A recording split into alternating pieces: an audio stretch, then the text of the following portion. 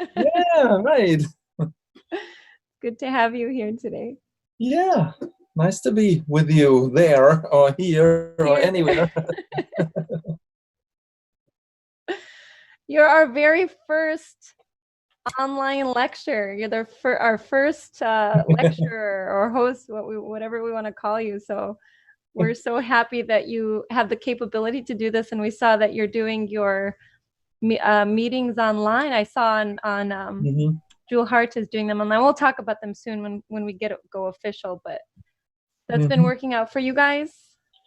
Yeah, yeah. We had, done webinars before over the years already, and also for smaller things, we had GoToMeeting. It's sort of a different platform than Zoom, but similar one. But we haven't really done classes on Zoom or interactive gatherings that much. That's just a new thing for us too in the last couple of weeks or so. Hmm. Yeah. But it's Well, working. It's okay. It's really good.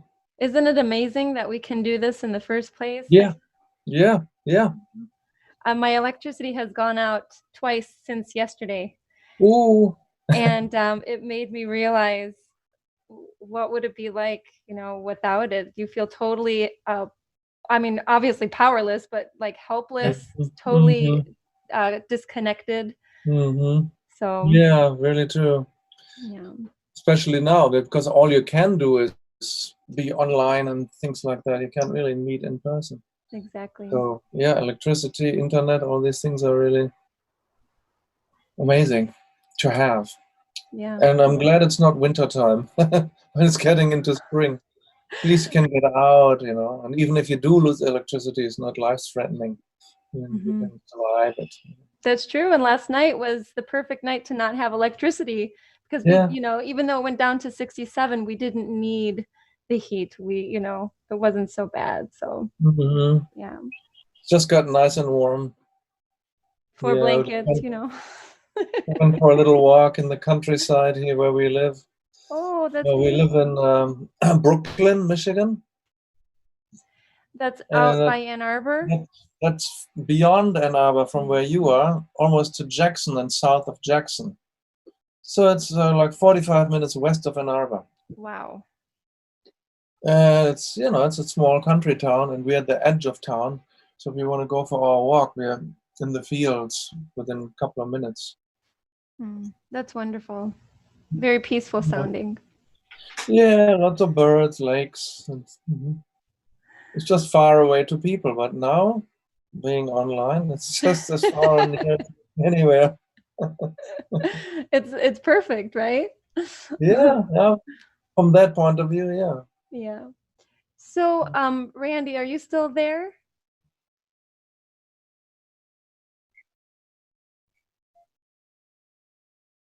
Okay. Okay. Oh, hello, Lisa.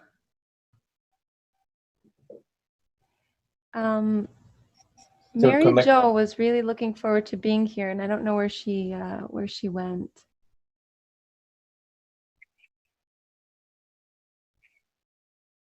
Ah, Okay. oh, YouTube. So we can't see them. Can they see us? Yeah. Okay. So, well, great. Who are they? Could we know? Okay. I do see Ellen is here. Ellen is one of the major volunteers at the lodge, and you've probably met her in the past for one of the periods that you came for meditation. hmm So she's there. We could see her. But yeah, the other people are mystery then. So then, shall we begin? Yeah. Okay. Okay. That's fine. Well, Maybe a few more people will click in. Oh, there's somebody chatting. Uh-huh. Oh no, that's you and Beth talking to each other. I didn't see yeah, those and Mary Jo, chats and maybe before. she. Okay. But wonder if whether the YouTube people can chat in or do something to communicate. Yeah.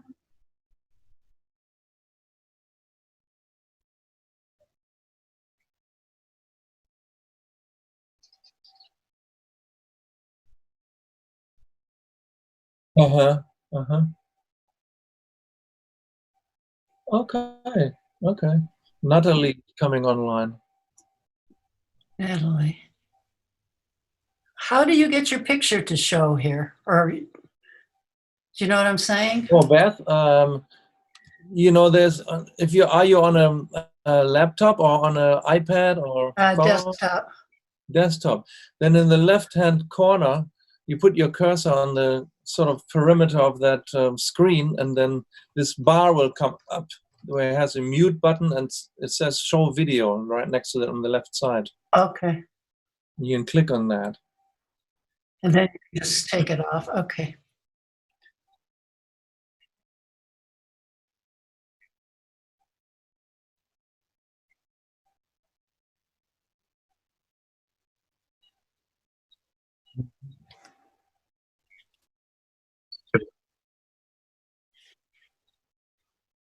Yeah. Okay. Yeah.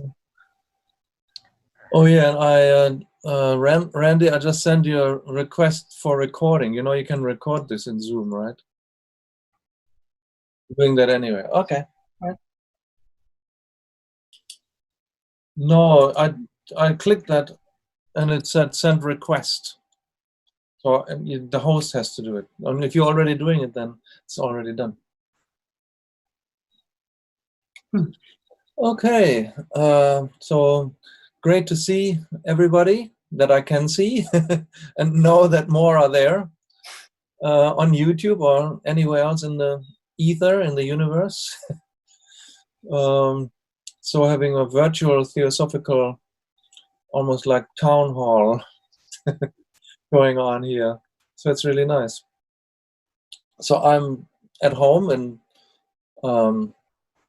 Western Michigan, almost in Brooklyn, Michigan. But we are all in cyberspace at the same sort of locale, the virtual space that we're all in. It's great to be there with you. And I thought to settle ourselves, maybe we can just do a little breathing meditation in the beginning, just for 5 minutes. And also giving people who may still come online a bit of time. So wherever you're sitting in cyberspace, on a cloud, or on a chair, or on a cushion, you can close your eyes, sit with a straight back in a comfortable position.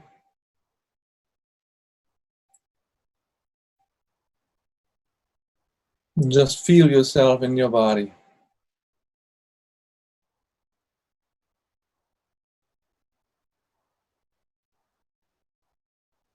Just follow your breath. With mouth closed and eyes closed, breathing through the nose. Follow the cycle of breath.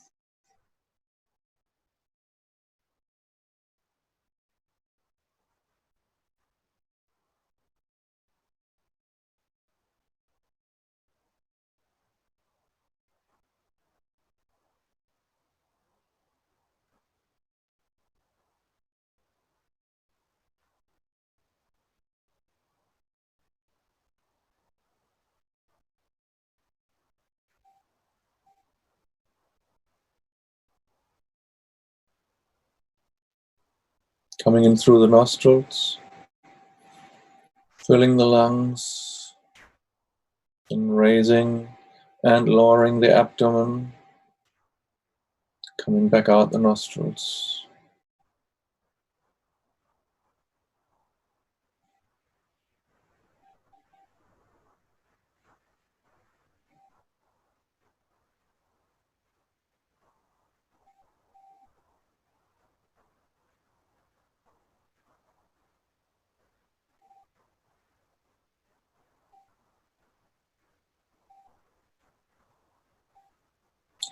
Then for a little while, keep your attention at your abdomen exclusively. Just follow the rhythm of the breath as it comes in and out of the abdomen, solar plexus area.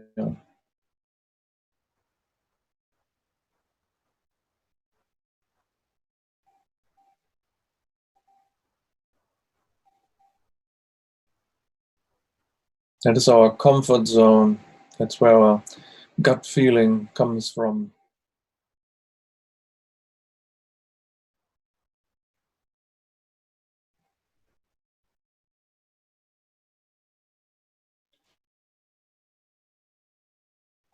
It's just reassuring that everything's fine. We're breathing.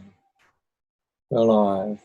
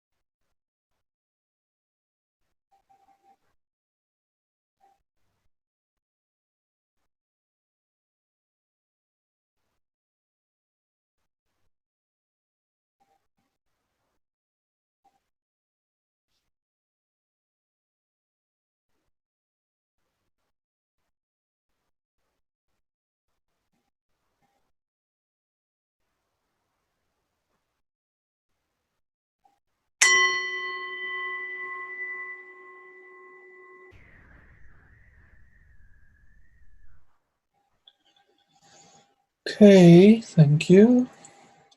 I don't know how loud that was. I try to have the gong a little further away. It's not right on the microphone. But thank you for doing this little centering exercise together.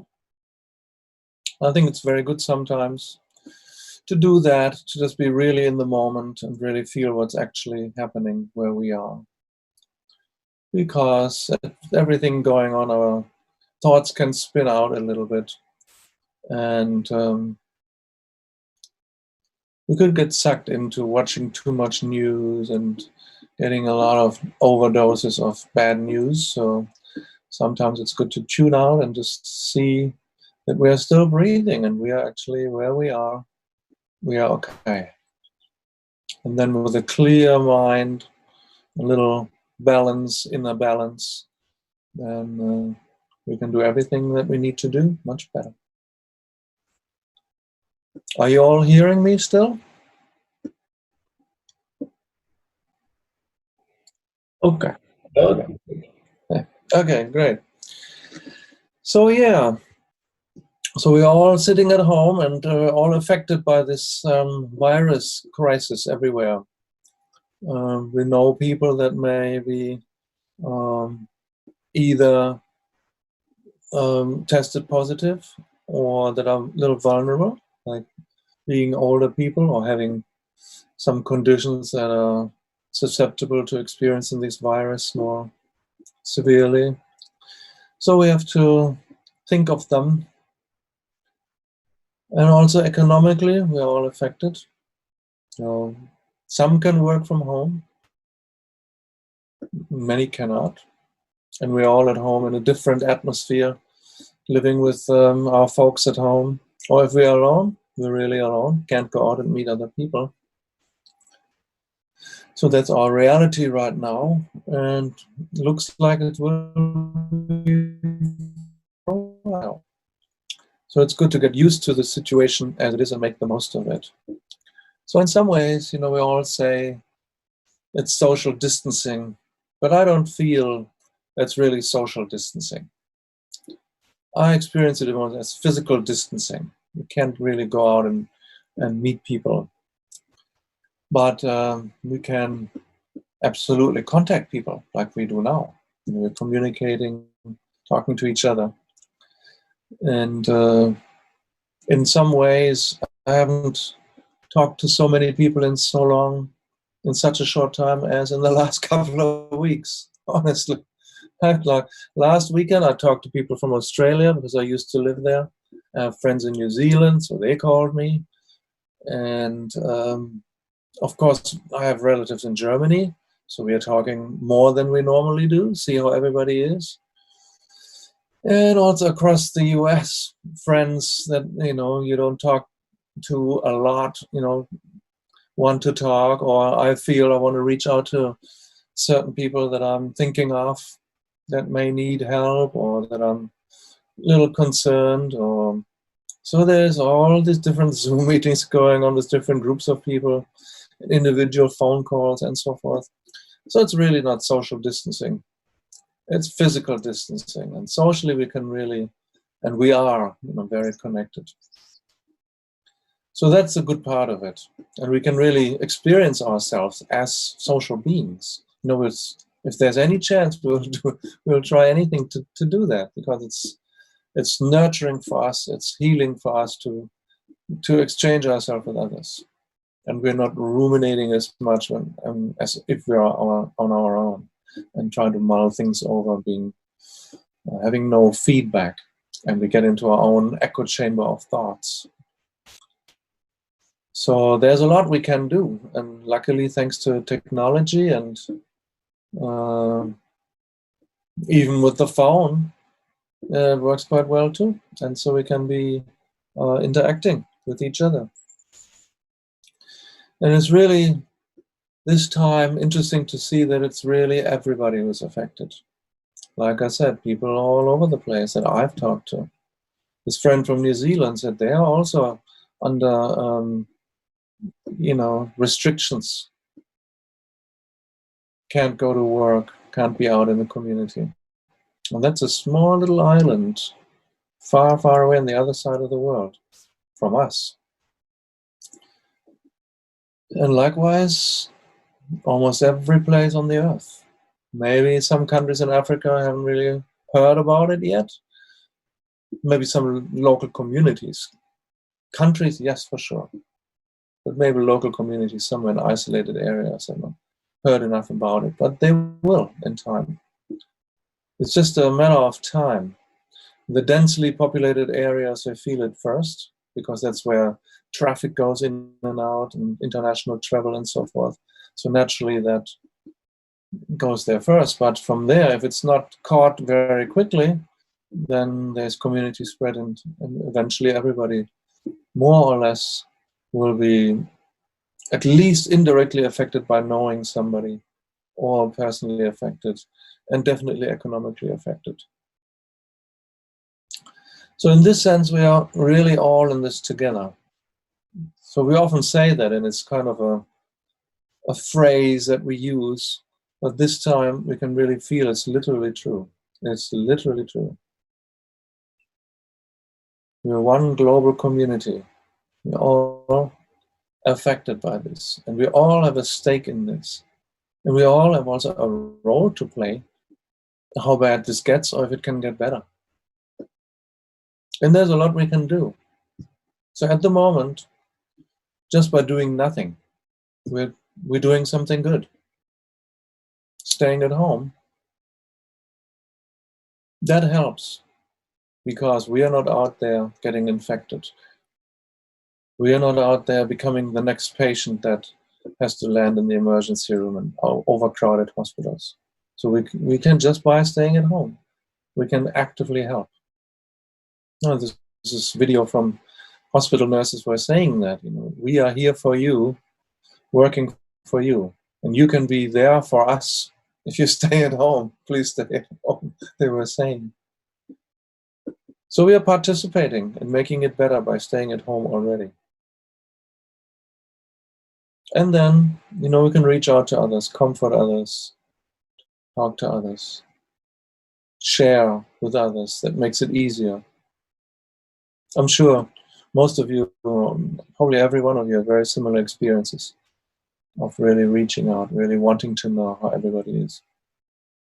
And that makes it easier. That's really the human connection. So we are in some ways already practicing compassion for ourselves that way, and compassion for others. And it's helping. And then also we can really feel, if communities help each other, it goes a long way. There are food banks. If we have food to share, we can bring some food to the food banks. If we have too much hand sanitizer, we can share that. Or we can, like many people are doing it, making cloth masks at home. So we can do a lot. And then as a society, the better we work together, then the better it is for everybody too. If all the states in this country coordinate what they're doing and we have a plan of action that is national, then it's better, because it is a national situation where everyone is affected. So working together. So in this sense, it's becoming more and more necessary to think what others need. You know, if we sometimes think, okay, there's a poor community somewhere, you know, in a reservation somewhere or in a poor area of the country, and it's not my business, I'm fine. Or they brought it on themselves, or they should do this or should do that, but it's nothing to do with me.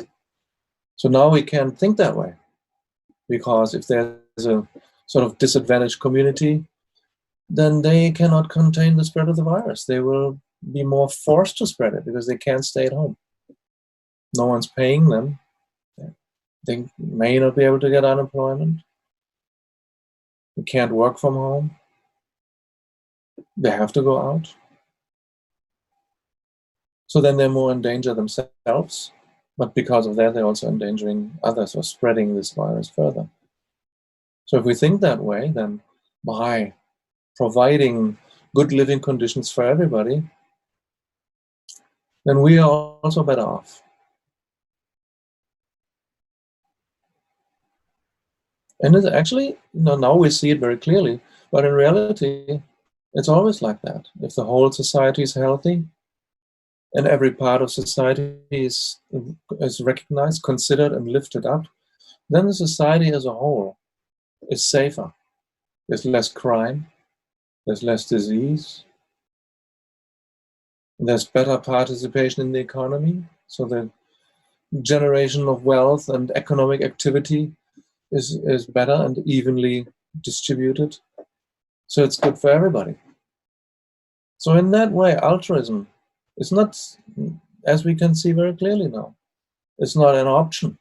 It's not something extra to do when we have spare time. Now it's becoming very clear. It's actually our own safety, our own benefit is tied in with everybody else. No one's exempted. So this is literally the reality at all times. And we are seeing it also with climate change. These things are all interconnected. You know, we used to say, you know that saying, right? A butterfly in China flaps its wings and it can contribute somewhere down the line to produce a hurricane in the Caribbean. And people in mainland America are affected by that. We used to say that. And now we have to say, a bat sneezing in China affects every living being, every human being, indirectly than every living being on this planet. Because it started apparently with a bat or a bird having the bird flu or the bat flu, or whatever. You know, they have that condition in their own community, and then interaction with human beings followed. And then it became mutated to be human-to-human distribution. And then from there, because we're such a globalized, interconnected society, with international travel, it spread very fast. You know, in this day and age, you can be almost at any place on Earth within one day, within 24 hours. You can catch a plane to anywhere. And then from there, take a bus, car, or whatever, and reach final destination wherever you want to be, pretty much within 24 hours. And so can viruses. They do the same thing. They go with us. So by being so interconnected, we are also more responsible for each other. We have to take care. And how is that tied in with climate change? Because there's more reaching out of our human activities into wild animals' habitat. Now, our teacher, Demo Rinpoche in Jewel Heart, he said it in one of his most recent talks. He was saying, those wild animals didn't come to us, we came to them. So we are cutting down the trees, we're establishing more and more human activities in areas where we haven't done it before. So they lose their habitat. We are coming closer to where they used to be. And then thereby they are closer to us. And so this interaction can happen. So thereby viruses like SARS and MERS and Ebola and so forth, that used to be very, very rare and isolated and not even becoming human to human, are now more rapidly becoming so. So by noticing that, we also have to take care of our environment. It's not only about us human beings and us ruling the earth. It's about being on the earth with other living beings, sharing our planet with others. It's not owning the planet. It's sharing the planet. We are with others. We are part of this ecosystem. Can't exempt ourselves, as we see very clearly. And this is just one example now. You know, this is one virus right now, but climate change and related natural phenomena are happening quite frequently already and more frequently in the future if we don't take care. So there again, one person can't do it. One country can't do it. It has to be pretty much almost everybody working together. So again, it's altruism as necessity. Even if we don't think, oh, it's touchy-feely, compassion, I don't need that, you know, I'm a rugged individual, I can make it on my own. Maybe not possible. Actually, we can never make it on our own. We always need others. So even in good times, you know, before the virus, still, if I look at my own situation, did I make this sweater myself that I'm wearing? Did I make this shirt myself? No, someone else made it. Did I make this lamp myself? Did I paint this picture myself at the back? No. Did I build this brick wall, this place that I'm in? No. Everything done by others. The sofa I'm sitting on, made by others. The glasses that I'm wearing, made by others. The computer I'm talking into, made by others. Everything comes from others. The food that I'm eating comes from others, sustaining me, keeping me alive. So already, in any angle you look, we're very, very much dependent on others, very connected with others. And if you just look at one product that we're engaging, let's say food, you know, you open our fridge and what's in there? Where does it come from? So it's just one location, just one subject to focus on, but there are literally millions of people involved with that. Because there's bread, cheese, butter, whatever we use, ketchup, you name it, anything in there, coming from all different sources. Not only from one country, either. And as with globalized society, these things can come from anywhere. They come from California, from Florida, from Mexico, from anywhere else in Europe, Asia, international food production.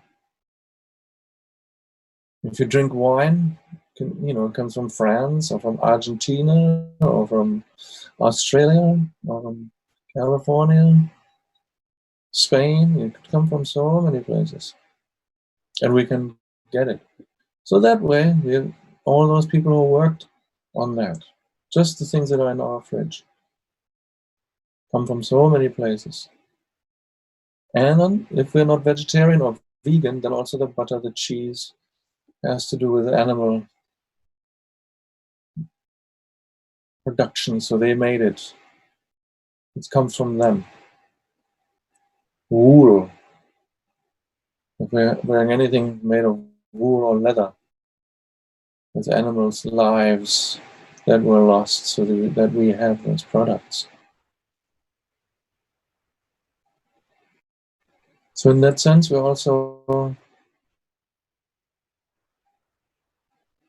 should have, a feeling of gratitude. I can only be here, I can only exist because of the kindness of others.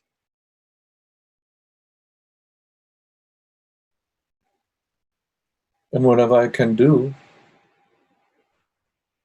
for their happiness is the same as if I would do it for me. In Tibetan meditation, they sometimes say, it's a little bit like, you want to benefit your hand, so your hand is okay. But that also means the rest of the body is involved with that. It's not just the hand, it's the whole arm and it's the whole body. If my finger hurts, I feel it in my head, I can tightness in my chest, I can develop a fever all over my body. It's not just the hand, it's all one organism. And in that way, our human society is like one organism. So if one part hurts, everything hurts. So I'm not separate from those. Okay, this is just a little question here. I hear the word compassion used all the time, but could you help me narrow down what the Buddhist notion of compassion for all beings means?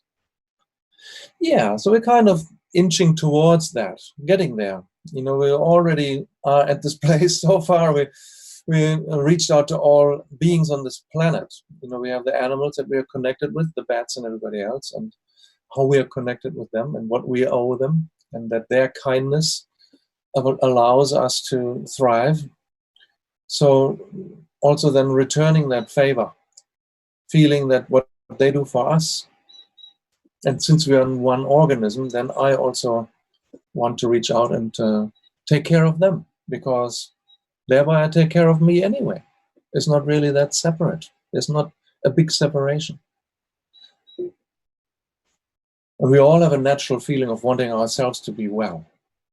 And in the same way, if we think it through and we see all these connections, then we have to be saying, if I want to be well, that means everybody else has to be well. Otherwise, I'm not really well. So that becomes compassion for all. And, from Buddhist point of view, when we say all beings, it includes any form of life. What we can see is human beings and animals. So there may be other life forms too that we can't see. Many people experience some awareness of spirits or ghosts. In many cultures, not only Buddhism, actually every culture that is close to nature will have that. Spirits in springs and mountains and trees and so forth. Everything is alive and has a spirit nature. Tibetans, that's true. In India, where Buddhism comes from, that was recognized as well. We had that in our society too, but we just lost that a little bit by being, very scientific and rational, and just dealing with what can be proven and what is visible and measurable. So we're kind of saying, if I can't see it, it doesn't exist. That's been since the 18th, 19th century become a very predominant way of thinking in our philosophical point of view. So, but whatever, whether we can see them or not, whether they're there or not, but we can think. We don't want to exempt any living being.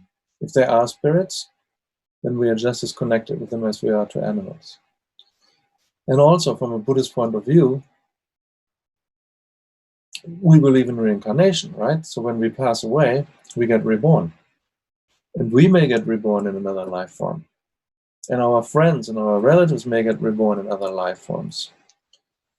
We also recognize celestial beings as a possibility, as did the old Greeks and the Indians and many other cultures, Vikings, with Valhalla and Thor and different Nordic deities. And so the Greeks with the Olympus deities, and the Indians with Krishna and Rama and Vishnu and all those different deities, Indra, Ganesh, and so forth. So there may be, by principle, different life forms, unless we're so anthropocentric that we think we are the ones, and it's only what we can see exists. But otherwise, in what we call in Buddhism the cycle of existence, the humans are sort of in the middle. We are not the luckiest ones, but we're quite well off. But there are people who are even luckier, living beings that are even luckier. For them, everything works. They don't get sick. They live for 1,000 years without aging, and everything what they want is happening for them. However, that is also limited. In their case, they had accumulated the good karma to have that life form in the previous life. In the current life, as gods or celestial beings, they expend that karma. They use it up, but they have no incentive to create more of it. And that is also because they don't see any suffering, because in their world, there's no visible suffering. There's kind of underlying suffering, maybe some dissatisfaction or some desire to want something else and looking for that and then getting it, but also not being satisfied with that, needing something else and then getting it. So this is movement and not being really at peace. So the underlying suffering may be there. And there may be also the underlying suffering of knowing, I don't have control over this. This could end. And then finally finding out it does end. And the suffering of falling from very high to very low is then very profound suffering. So it exists like that, where we use up all our good fortune and then it's gone. That is not something worthwhile to aspire to. Feels good at the beginning and then it ends up terrible. And nothing is accomplished. So that's all not recommended in Buddhism, to look for the states of existence, but they're there. As human beings, we have actually a better capacity. And that is because of our ability to feel compassion. See, these long-life deities, they don't have compassion because they don't see any suffering. So they don't feel they're reaching out or looking for helping anybody. So they don't accumulate good energy. They just use up whatever store of good energy that they have. Okay, so another question here. How about the Earth itself? It seems it is getting a bit of a break right now, indeed. Less jet fuel in the atmosphere, less fracking, yet we still seem to ignore it, or we would all be paying more attention. Do we need compassion for the Earth? Yes, for every living thing. And by that, also for ourselves, because we depend on the Earth. And all the life on Earth is very much part of that. And it is like that. Jewel Rimpoche said the same thing. In his recent talk, he said, right now, nature's getting a break from us. Normally, we get our way with nature, do whatever we want to, and nature has to retreat and accommodate us. And now we hit a point where it's the other way around. This time, animals are not affected by this virus. They just do their thing. I go for my nature walk every day here at the edge of the village, and the birds are out, and the squirrels are out, and they're not aware of any crisis. For them, it's like even better. They don't get run over by cars. They don't get shot at as much, So they're having a good time. And the air is better. So from that point of view, somebody's having a little break here.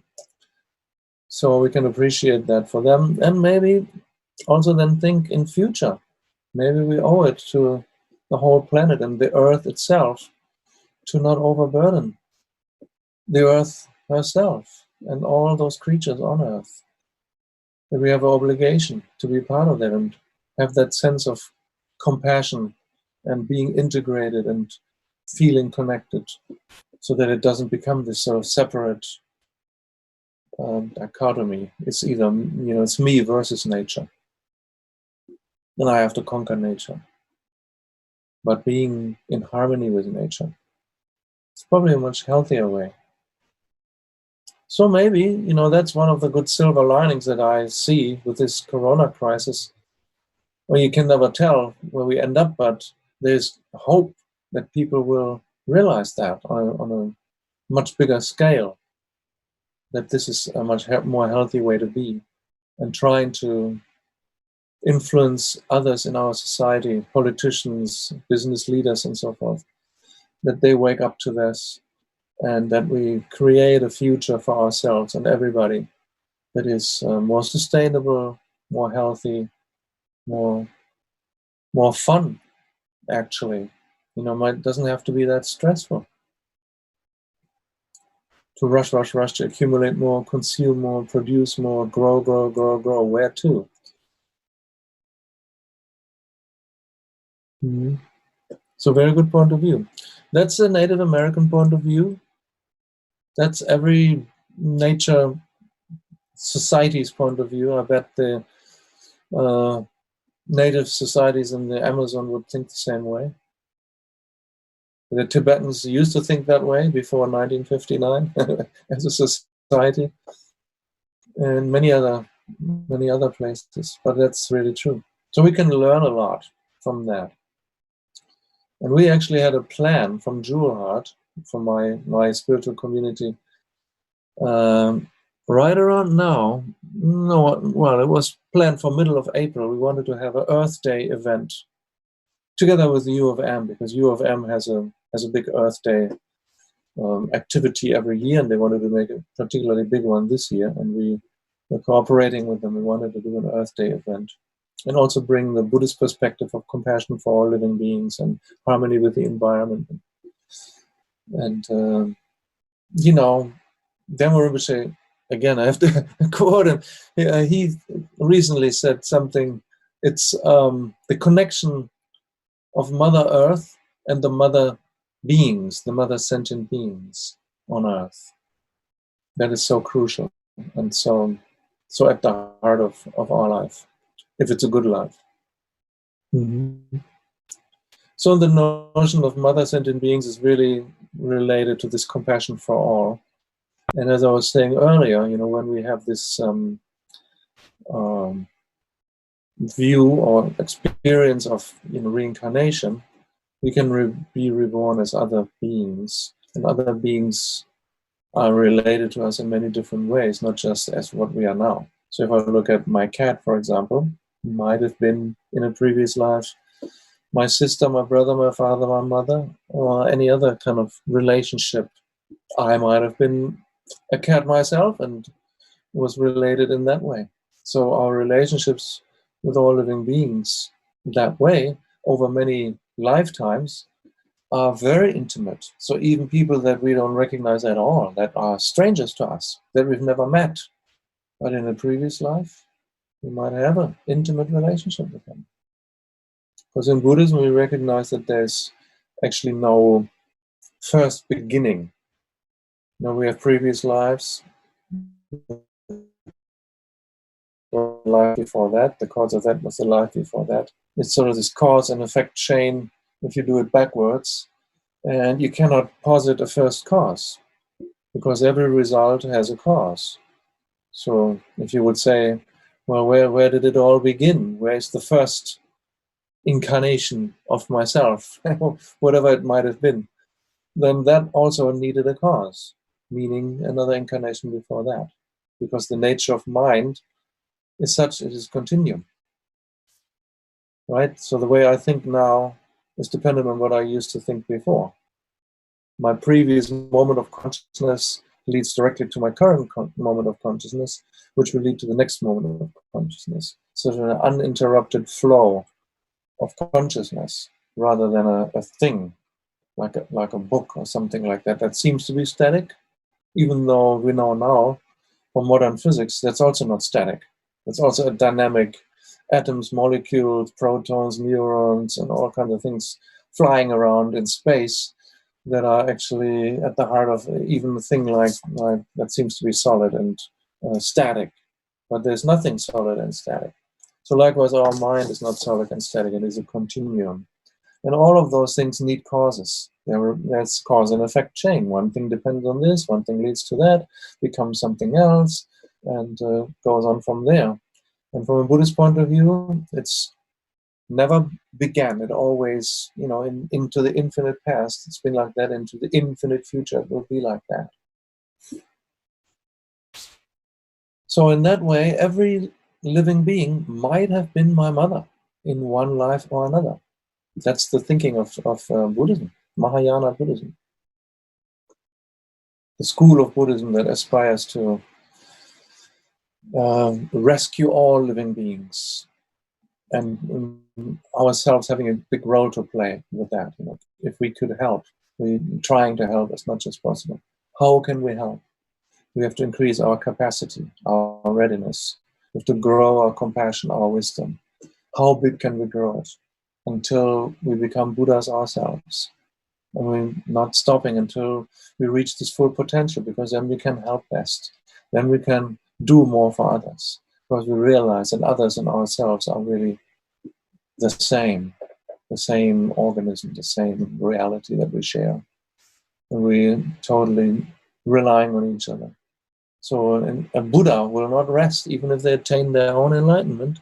They will not rest until every single being is also enlightened. Because until then, it's not right. And it's not finished. It's not accomplished. There's somebody suffering. And that is an extension of myself. Just like we said earlier, my finger is an extension of me. My hand is an extension of me. My foot and my leg are extensions of me. They're all part of me. So all living beings are part of me. I'm part of all living beings. So that's really true that way. So Mother Earth, Mother sentient beings. In that way, it's completely interrelated. And Buddha himself got enlightened by sitting under a tree, sitting on a bunch of hay. It's a very natural environment. Very much part of the environment.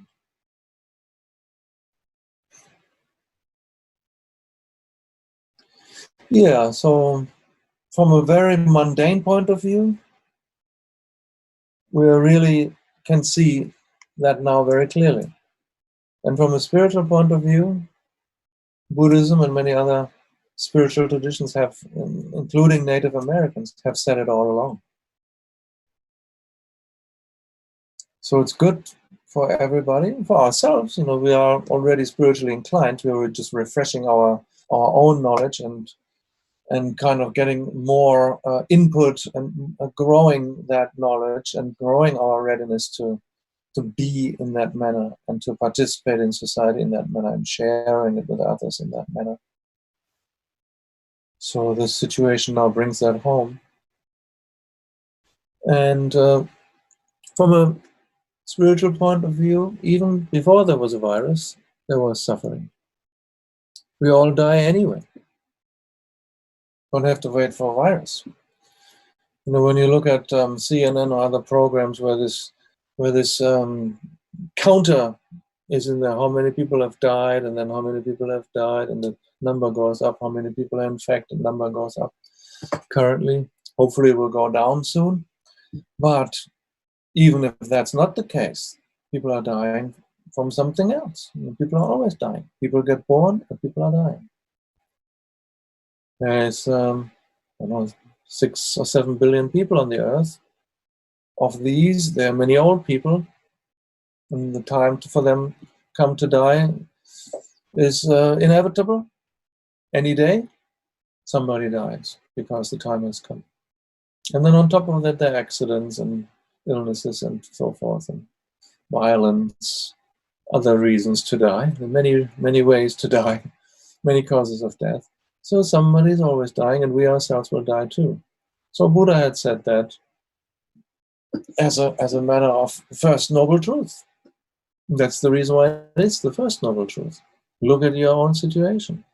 Look at my situation. There is suffering. So let's say there's no virus, but does it make it go away that I will die, that I will get sick, that I will get old? That's still happening. So now we're having a bit of a renaissance for a lot of people because, you know, they have time to think about it. It's really shocking, and we can't just stay in our normal way of just entertaining ourselves from day to day and living from day to day and kind of feeling like it's going on forever that way. And with these shocking events right now, we are more confronted with our own mortality and looking for spiritual solution, because there is really no material solution. Yes, we'd like to get a vaccine very quickly,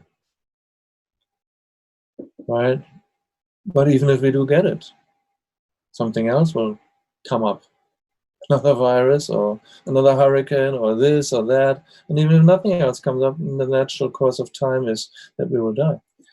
So this level of suffering has always been there, it's always there.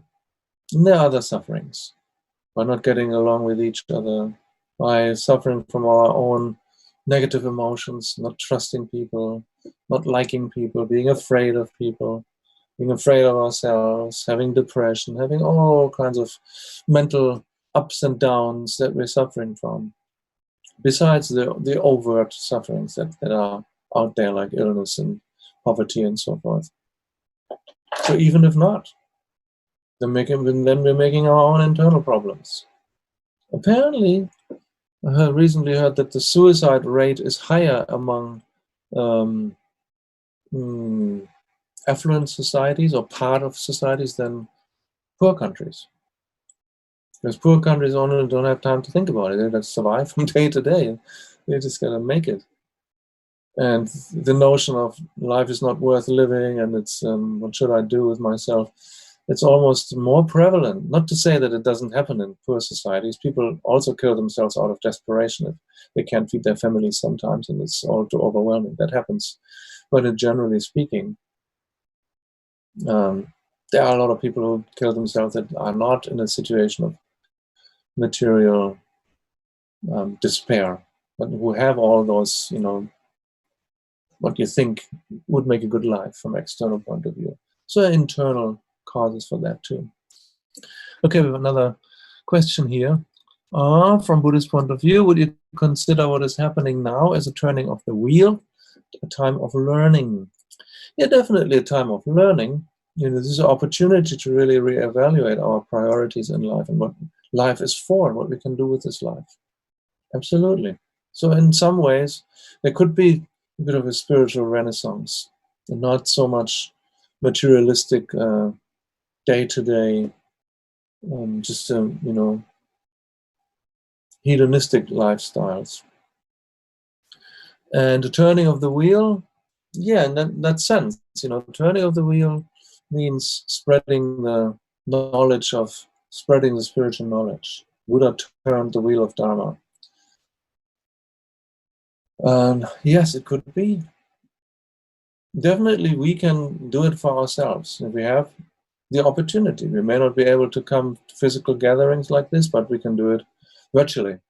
And also there's all kinds of materials on YouTube, on everywhere online that you can listen to spiritual speakers and lectures. There's online retreats now. There's so many opportunities. You can be supported to doing a home retreat. There's so many, in some ways, opportunities that we sometimes didn't have before, right at this moment. So making the best of that. Yeah. And then Sandy is saying, speaking of death, can you describe death meditation? I believe this is practiced in Buddhism. I wondered if that would invoke anxiety for some, and perhaps it may help some, but not others. That is really true. Very recently, before the coronavirus crisis had actually hit as a crisis, it was sort of known to be something happening in Wuhan and far away, and hopefully they get it under control type of thing. At that time, we had planned a bunch of lecture series with our spiritual friend Glenn Mullen, and we had chosen one topic that was called Living in the Face of Death. So it was dealing with death in our life. It is part of life. So living in the face of death, meaning we are alive now, but we know death is coming, and living with that knowledge. And is that a good thing or not a good thing? So even before the crisis, we had planned that. And then when the crisis hit, there was a bit of discussion. Oh, maybe we should change the title, or maybe we should postpone this. We were freaked out by that, you know, it's bringing too close to home. And then we decided, no, this is the reality, you know. Why hide it? Buddha didn't hide it. His first noble truth was suffering. He says, you know, you got to face the reality, then you can deal with it better. By not facing it, by putting it under the rug, then you kind of know it's there, but you're not dealing with it. It's almost like having a festering wound, but not going to the doctor. You're not going to make it any better by trying to ignore it. It's just going to get worse. So by dealing with it, by noticing, okay, well, I look it up, self-diagnosis, this is not good, I better see the doctor. And the doctor then really diagnoses it and prescribes the medication, and we can get better. So likewise, that's how the Buddhist approach is working. You know, first you self-diagnose, and with the help of any resources that you have, but it's actually not rocket science. You know, just look at what's really happening. So this first truth of suffering is really there, and that includes death. So then when we know that, we can deal with it, we can do something about it, and then it actually lessens the anxiety. So we found that after this course too, this Living in the Face of Death weekend, a lot of people commented and said, strangely, I feel more relaxed now and more centered and more, I feel better in what I need to do. And I'm not alarmed. Because the alarm notion is there when you don't really know what's happening. The fear of the unknown is the biggest fear. And it haunts you and you don't know what to do with it. So it's kind of never ending. But if you know what's coming and you can prepare, you don't really have that fear anymore. Right? If you're afraid, let's say you're in a village somewhere, there could be tigers. And you hear the roar in the distance sometimes and you're freaked out. But if you get together and you say, well, there's definitely a tiger in the neighborhood, so what are we going to do?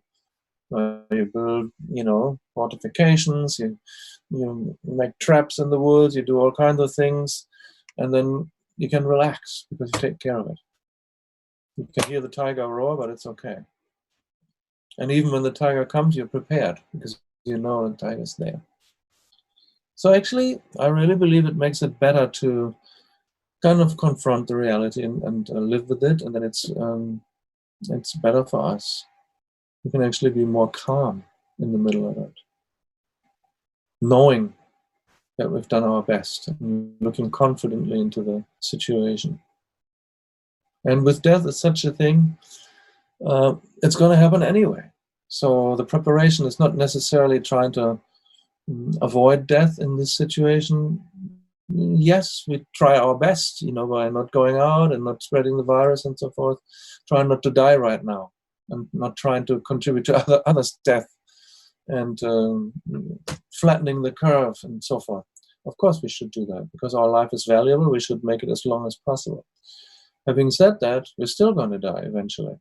So preparing for that is still a very fruitful thing, right? So it does help, and it actually lessens the anxiety, the underlying anxiety. We all have this fear of death because we know we don't live forever. Underneath, we know it, but we don't want to think about it. We want to like have fun. We want to like live now. But that doesn't solve the situation. It's still going to happen. It's almost like you're living in a country with limited amount of money, and you know you're on a visa, and the visa has a time limit. and you're living day in, day out, spending the money and not wanting to think about when the visa runs out. That is, that's not very smart, right? Because what happens when the visa runs out and you have to leave the country and you have no more money? So you have to find another country to live in, and you have no money, and you don't know where you're going, what country, what's happening there, what will I do? That will be shocking. In some ways, that's how we mostly live. We're just living day in, day out, don't want to think too much about what happens in the long run. And then before you know it, the time has come, either through unforeseen, unfortunate situations or the natural course. But even then, it's always too soon. You know, if I talk to my 91-year-old mother, she said how fast the time ran. It's not long ago I felt I was 20. I don't feel 90. I feel like 50 or 60. And what? I'm 90? It's shocking. And how much time do I have to live now? Very little. So if we wait until it's almost at that time, then we can't do much. But now we have time. Now we have the ability. Now we have the capacity, the resources. We can do something. And most of the information is in the spiritual realm. The science can't tell us that much about what happens after death because it's not visible on their machines, on their test equipment. But we have a lot of indirect evidence that life is not ending at death, and it will continue. By the nature of consciousness, it hasn't begun anywhere, so it will not end. Because consciousness is not a material thing. And even matter doesn't actually end. It just keeps transforming into something else. You can blow up a planet, but there's a lot of energy set free, and a lot of stuff flies around the universe, and then reaggregates in different forms and makes another planet. You know, we say that we are made of stardust. Our physical reality, our part and parcels, our atoms, our neutrons, and our molecules, and our organs, all of these is actually made from atoms that are coming from, since the Big Bang, have formed. This planet didn't just arise from nothing. It came at around the same time as the solar system. So this is not made from here. This is cooked up in a supernova. Everything that's around here on this planet. So originally comes from a supernova, exploding star, and then thrown out into the universe, reaggregated and became planet Earth, and here we are. So the physical continuation is also like that. It comes from here, comes from there, goes billions of years. So there's a continuation. Mentally, there's a continuation in both directions then. It goes both ways. So we will probably have a future life. It's the plausibility is such that it's more likely that we have one than that we don't. And then there's anecdotal evidence of people remembering their future life. Quite a lot if you're looking for it. Little kids remembering something that they have never experienced in this life and couldn't possibly know. Finding their previous parents, going to those places where they lived, recognizing people, recognizing their previous environment, right up to what's in a certain drawer in a certain room of a certain house that they've never been in this life, knowing what's in there. These things, again, you know, it's very likely we have a future life. Because by knowing we had a past life, then it goes on that way. So thereby, it's actually good to know and be prepared. What can we do? So living in the face of death is the sanest way to live, rather than living by ignoring death.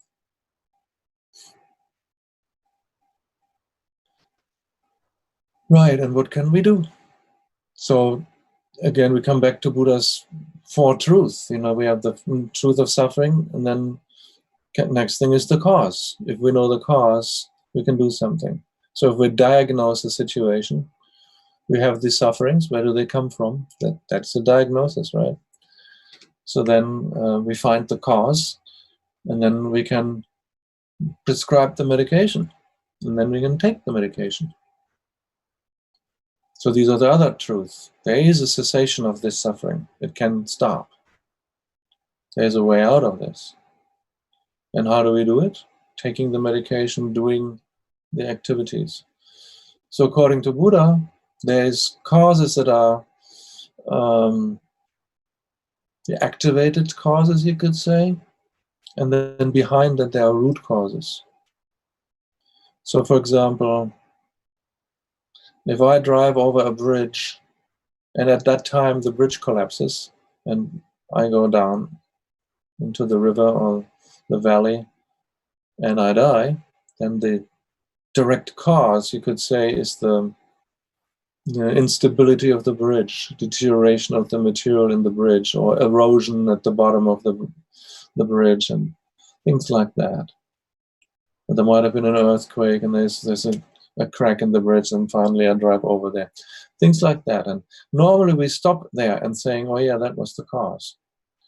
But Buddhism will go a little more deeper and saying, why was I at the bridge at that time? If I had driven over the bridge before it collapsed, I wouldn't be affected by that. If I would have come to the bridge a moment later, I would have stopped and seeing, oh, I can't go any further. There's no bridge. So why is an individual at that time, you could say, in the wrong place at the wrong time? Why?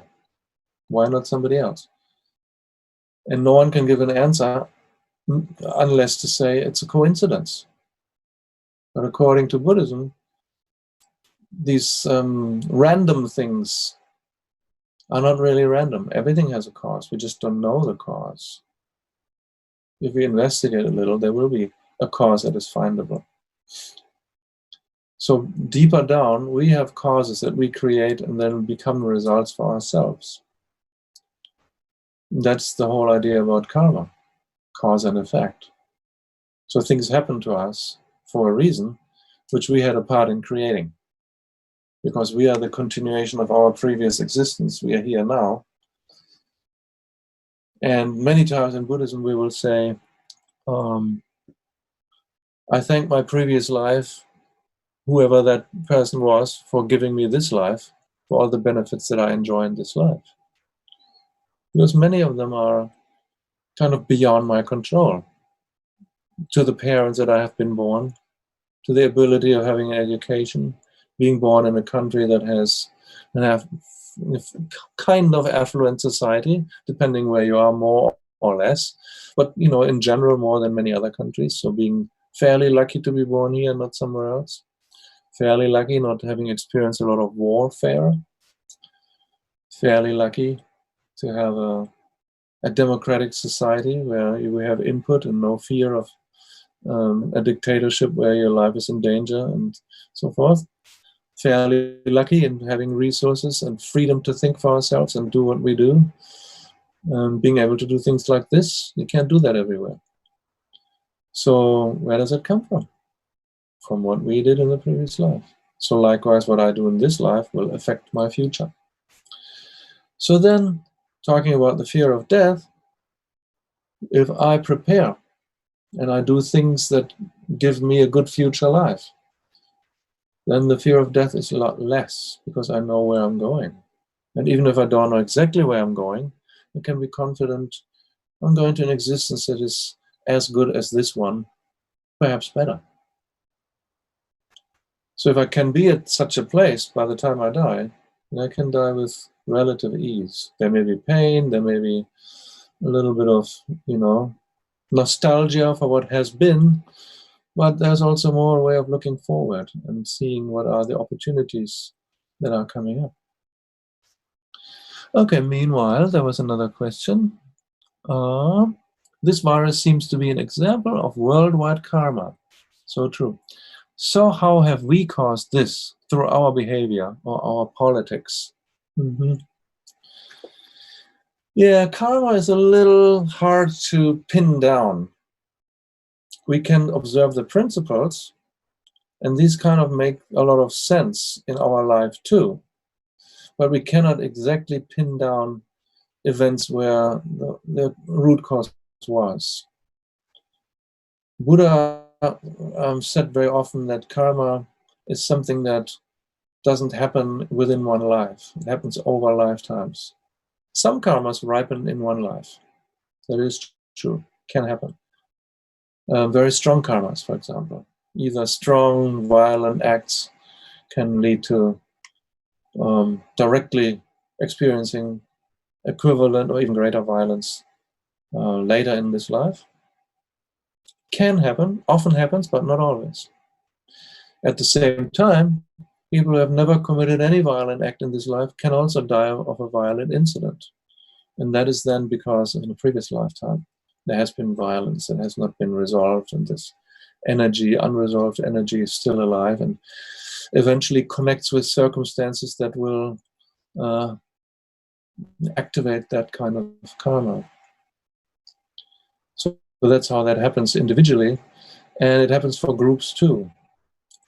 For example, when we had the Iraq War, our teacher Gelek Rimpoche at that time tried to tell us not to cheer for the war, not to feel, at this time, we had war with Iraq, and it seemed like Iraq was our enemy. When you have a war, there's the good guys and the bad guys, and when we are, of course, the good guys and the others are the bad guys. That's, the war thinking is like that.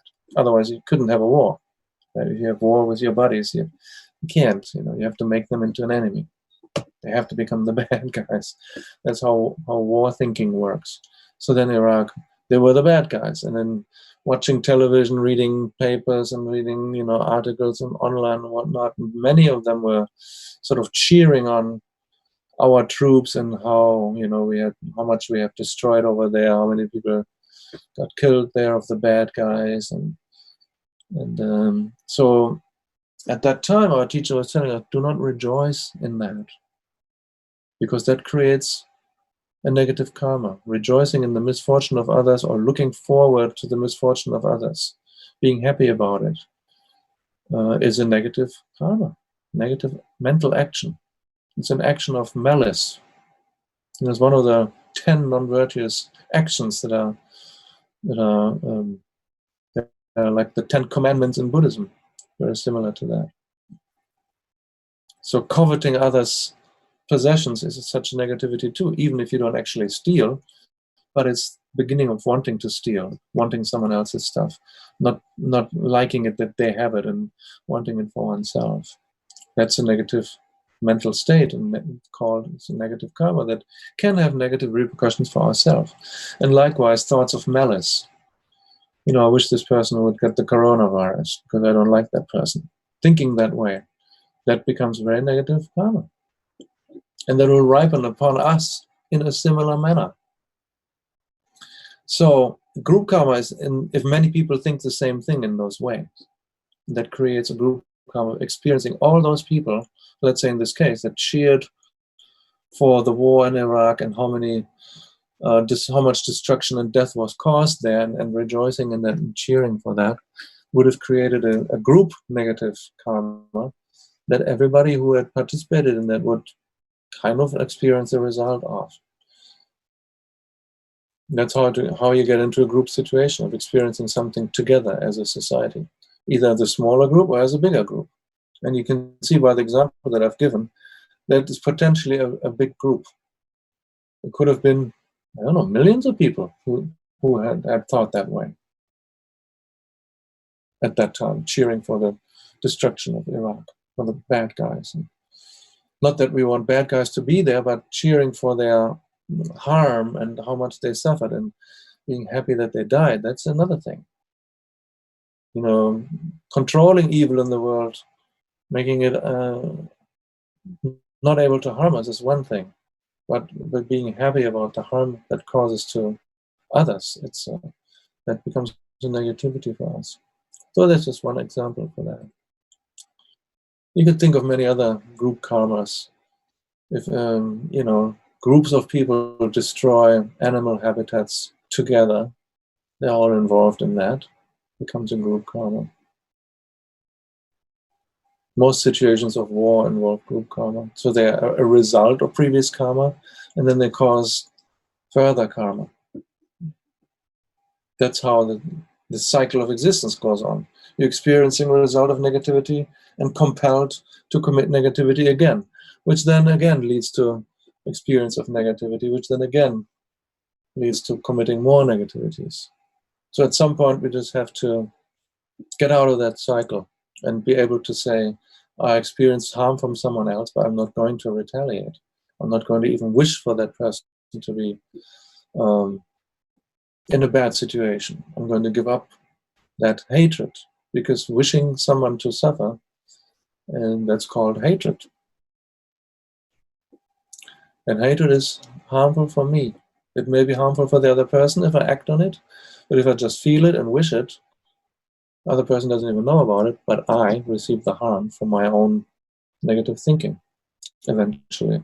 So it's a very destructive and also useless negative emotion not to have. So in this way, Buddha pinned down our suffering being caused by actually our own negative emotions, more or less. We don't see it, because what we see is just the resultant conditions that come to fruition, and then we experience the harm ourselves, the suffering. But further down the track, in the beginning, there was some negative emotion that I, either alone or with others together, have carried out that led to my suffering now. And Buddha said you have to be enlightened to really be able to follow that cause and effect chain all the way back to where this particular situation started. But in principle, we can verify it by our own experience. For example, if one of you learns to play the piano, then you are the one who will be able to play the piano, not me. So there's no randomness about it. If one of you learns astrophysics, then you will have the knowledge of astrophysics, not me or other people. So we know that it's true. So in the same way, everybody creates their own future. And together as a society, as a smaller group, as a family, as a bigger society, as a global society, we create karma that will then become our future. Which is why, one of the upcoming weekends with our teacher, Gelek Rimpoche, we are calling, rather than talking about karma, which many people don't know, we say creating a better future for ourselves. But actually what it boils down to is through what we do, we create our future. It's up to us. In a limited way, we can do it already now. If we stick together, have unity among ourselves, meaning ourselves now, everybody on this planet, basically, then we can avert the worst of this crisis. We can avert the worst of climate change. And we can make a better life for ourselves in this life. By doing that, we can also create a better life for ourselves in the future. For ourselves and for others. So this unity of all beings, this mother sentient beings on Mother Earth, is very, very much central to spiritual thinking. I think not only in Buddhism, pretty much everywhere. Okay, there's another question came in from Sandy. Could you describe some of the healing meditations we can find on the Jewel Heart website? Yeah, great. So there's a link Sandy shared. And there are many types of healing. Healing can take place in many ways. Very common, or what Buddhism is, especially Tibetan Buddhism, is known for, having healing meditations with meditational deities like White Tara very commonly known in Tibetan Buddhism, because Tara is said to be the manifestation of all enlightened beings' compassion and healing energy. So for longevity, white Tara is very special emanation or manifestation of enlightened energy, you could say. So, you know, when you say in Star Wars, may the Force be with you, so that kind of force, you know, they're talking about the force of the universe, the goodness that exists somewhere in the universe, the power that can be used for good. It can also be misused.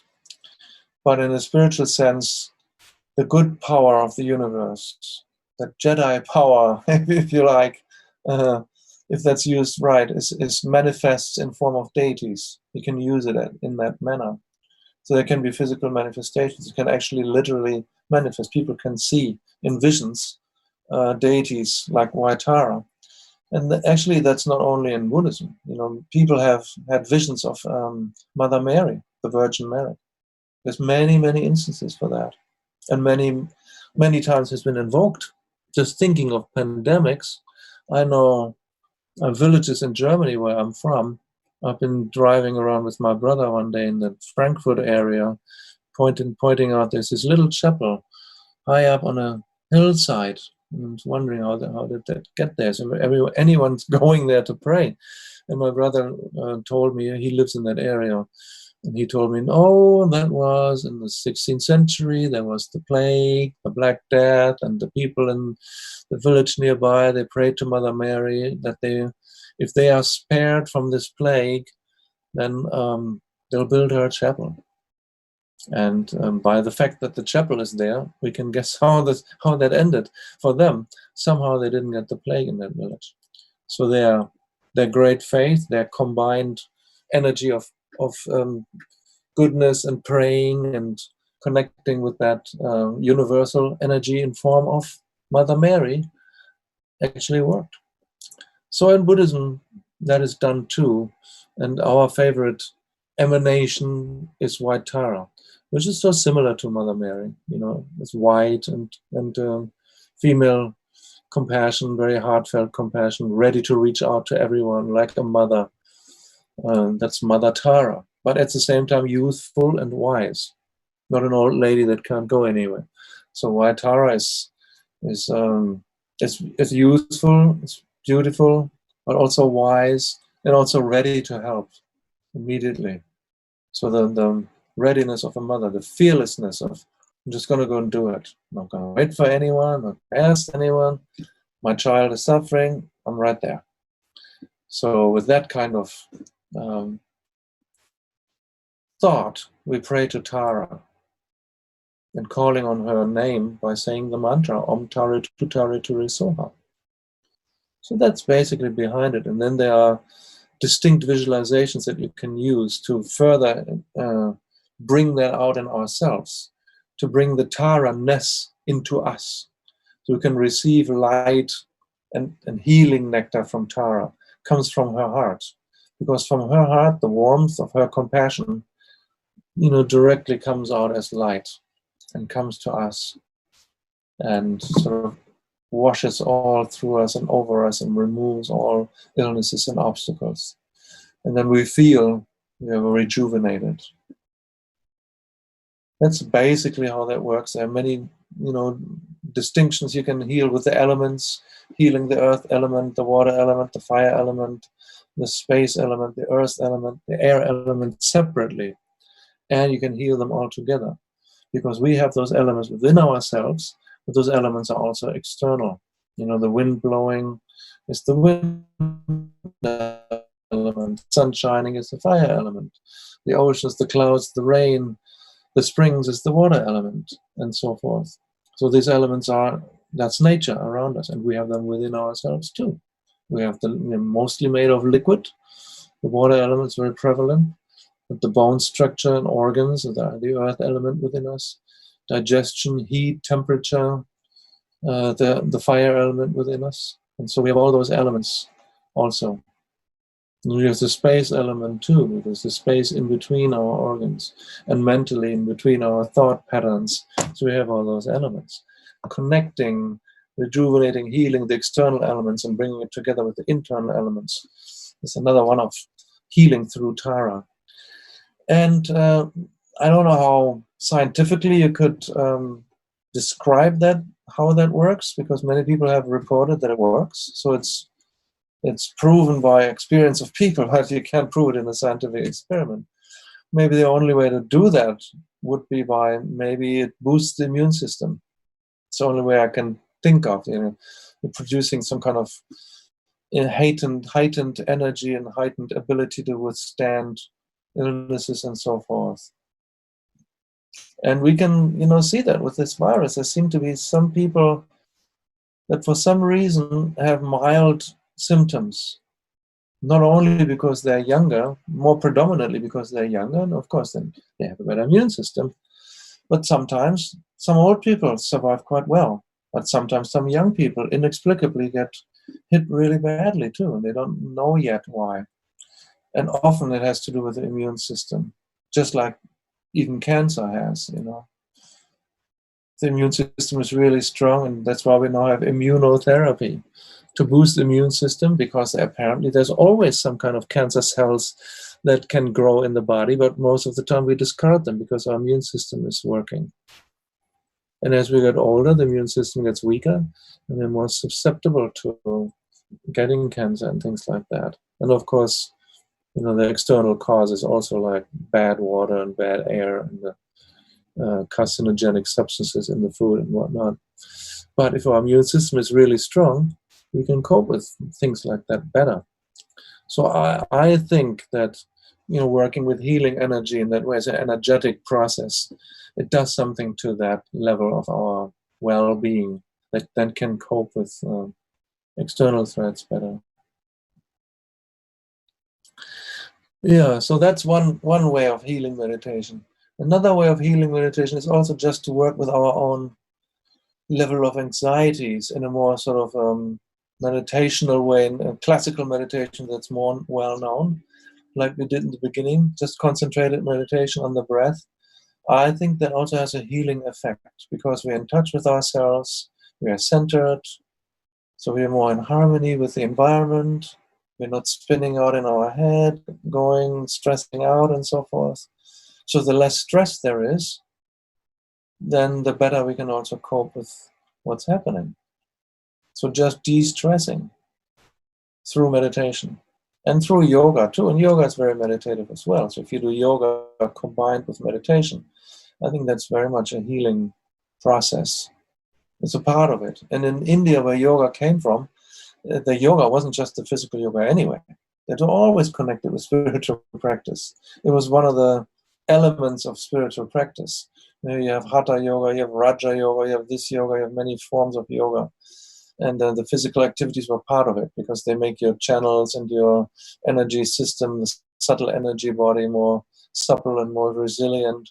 And then you can meditate better, and they affect each other. The body affects the mind affects the body. That's how it goes. The Romans knew that, a healthy mind and a healthy body. It works that way. So if we have a healthy mind, our body will be stronger too. If we're not totally succumbing to anxiety and panic and things like that, then we're more resilient. So even a simple breathing meditation is very helpful. And when we see ourselves, by doing this breathing meditation, we can feel our maybe obsessive or compulsive thoughts of running towards objects of anxiety and trying to go along with that. Sort of our mind automatically does it on autopilot. Then we can recall it, and that becomes a mindfulness meditation. So mindfulness meditation can also be healing by recalling our mind and changing our mental patterns a little bit. Now we have this great saying in Buddhism, but it's just common sense really, that says, worrying is really pointless. It just uses up your energy that you need for other things.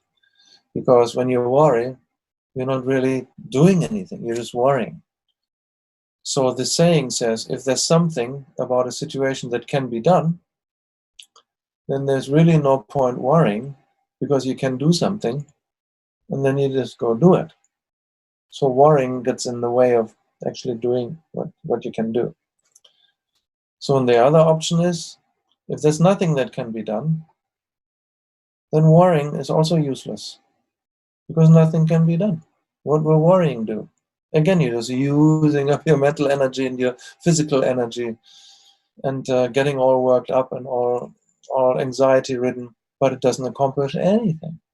So either way, this mental state of worrying is just hurting ourselves and not accomplishing anything. So by then realizing that, understanding that, accepting that, and then watching ourselves. When we do our breathing meditation, right? We can just breathe, and then this thought comes, but I should do this, I should, what if? Maybe I should, maybe this, maybe that, what if? And then you catch yourself and think, oh, I'm doing that. I'm spinning my wheels. It's not going anywhere. It's just very exhausting and very unempowering or disempowering. And then just say to yourself, let it go. Come back to the breath. Just breathe, breathe. And enjoying the breath, the reassuring breath in our solar plexus, where our gut feeling tells us that I'm actually okay right now. And so that is also healing, because you can let go of anxiety, you can let go of worries, you can let go of stress that way. So that all these meditations can help. They're all healing meditations. And even accepting change. Maybe a little uncomfortable at first to think all things are changeable, all things are in a state of flux. But when we actually accept that, we can ride the change. We become like a surfer, rather than being afraid of the wave. Surfer will ride the wave, work with the wave, be with the wave, be one with the wave, take advantage of the wave. So that would be very helpful for us to accept change and work with change, and then take the opportunities that come with change. That's also healing meditation. There's so many ways. So yeah, if you can go to that website, and you'll find people doing guided meditations on many of those. They're explained there. We have live events that are happening, and we have posted clips of meditation that have been done. There are talks about what you can do and what spiritual viewpoint has to offer in times like this. So that would be something I could recommend, among many other sources that you can find on the internet. So this is a good time to do that. We can do a lot for our current life right now. We can also do a lot for our future life right now. So that's, again, it's an opportunity. It's terrible times with the virus, but right now where we are, we can actually do something that we may not have been able to do that much, or not willing to do that much, or not feeling as much compelled to even a few weeks ago. Yeah, so I think we're pretty much out of time. So when you're ready to finish, say something about the time. Okay, done that. And I can do a short outro. So great, yeah. So I'll yield my time to the speaker of the house. My pleasure.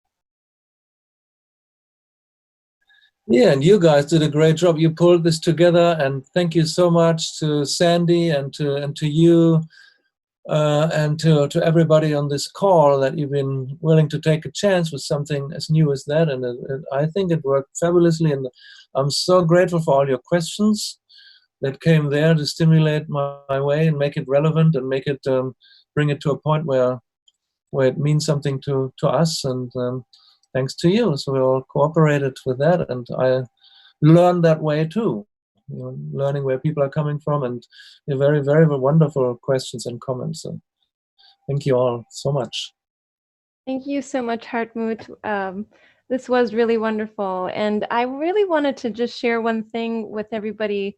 On the theosophical.org website, there's a page that lists our vision, our mission, and our ethic.